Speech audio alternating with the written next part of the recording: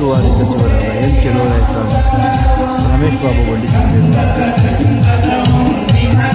ಹಲವು ಶಾಸಕರು ಒಗ್ಗೂಡಿ ದಸರಾ ಹಬ್ಬವನ್ನು ಆಚರಿಸಲಾಗಿದೆ.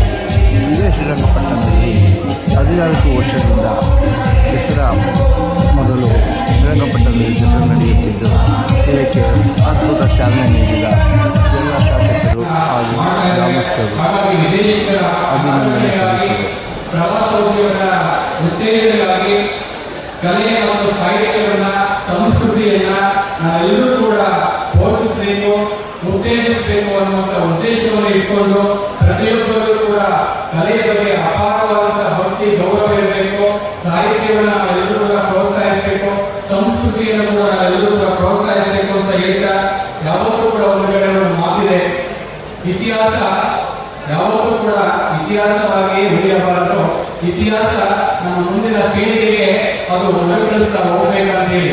ಹಾಗಾಗಿ ನಾವು ಇತಿಹಾಸವನ್ನು ಮರುಕಳಿಸುವಂತ ನಿಟ್ಟಿನಲ್ಲಿ, ಕಲಾವಿದರನ್ನ ಪ್ರೋತ್ಸಾಹ ಮಾಡುವಂತ ನಿಟ್ಟಿನಲ್ಲಿ ನಾವು ಇವತ್ತು ಕಾರ್ಯಕ್ರಮವನ್ನು ಹಮ್ಮಿಕೊಂಡಿದ್ದೇವೆ. ಡಿವಿಜಿಯವರು ಒಂದು ಪುಟ್ಟ ಒಂದು ಕವಿತೆ, ಬಹಳ ಅದ್ಭುತವಾಗಿರುವಂತಹ ಒಂದು ಕವಿತೆ ಈ ಕಾರ್ಯಕ್ರಮಕ್ಕೆ ಔಚಿತ್ಯಪೂರ್ಣ ಅಂತ ನಾನು ಭಾವಿಸಿಕೊಂಡಿದ್ದೇನೆ. ಹೊಸ ಸಿಗರು ಒಳಗೆಯರು ಕೂಡಿದರು ಮನಸ್ಸೊಬ್ಬರು, ಹೊಸ ಯುಕ್ತಿ ಎಡತತ್ವದೊಳಗೂಡೆ ಧರ್ಮ, ಋಷಿ ವಾಕ್ಯದೊಡನೆ ವಿಜ್ಞಾನ ಕಲರೈಸೆ ದಸವು ಜೀವನಕ್ಕೆ ಮತ್ತು ನಿಮ್ಮ ಅಂತ ಹೇಳಿ.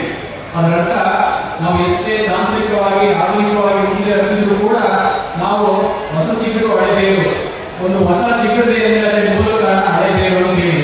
ಹಳೆ ಬೇರಿನ ಮರಳಿಗೆ ಸಾಧ್ಯ ಇಲ್ಲ ಅಂತ ಹೇಳಿ.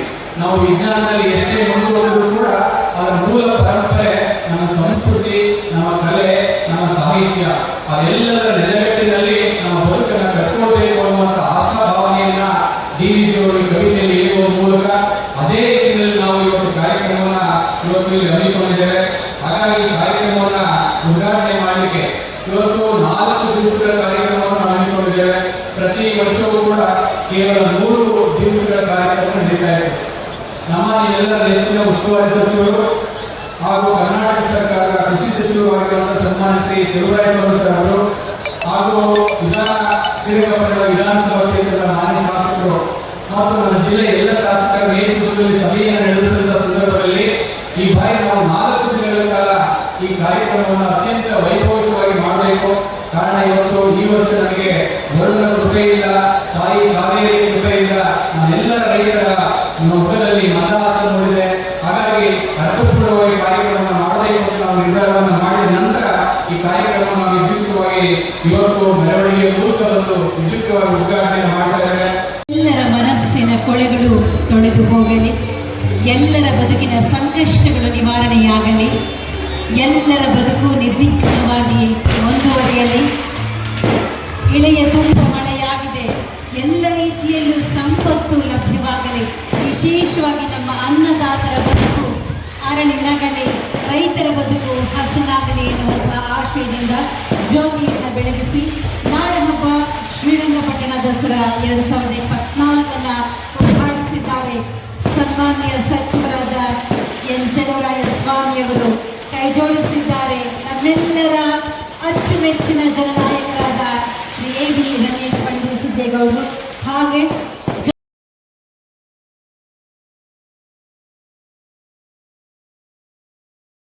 ಉತ್ಸಾಹದಿಂದ ನಾವೆಲ್ಲ ಭಾಗವಹಿಸಿ. ಯಾಕಂದ್ರೆ ಏನಿಲ್ಲ, ಹಬ್ಬ ಬಂದಾಗ ಎಲ್ಲರೂ ಪಾರ್ಟಿಸಿಪೇಟ್ ಮಾಡಬೇಕು. ಅಲ್ಲಿ ಜಾತಿ ಗೀತಿ ಏನು ಬರೋದಲ್ಲ, ಎಲ್ಲರೂ ಬಂದು ಭಾಗವಹಿಸ್ಬೇಕಷ್ಟೇ. ಅದೇ ಹಬ್ಬ ಬಯಸೋದೇ ಯಾವುದೇ ವರ್ಷಗಳಲ್ಲಿ ಹಬ್ಬದಲ್ಲಿ ನಾವೆಲ್ಲರೂ ಪಾರ್ಟಿಸಿಪೇಟ್ ಮಾಡಿದ್ರೆ ಒಂದು ದೊಡ್ಡ ವಿಷಯ, ದೊಡ್ಡ ಸಂಭ್ರಮ. ಅದು ದಸರಾ ಇದೆಯಲ್ಲ, ಅದು ಎಲ್ಲ ಕಡೆಯೂ ಬರ್ತದೆ.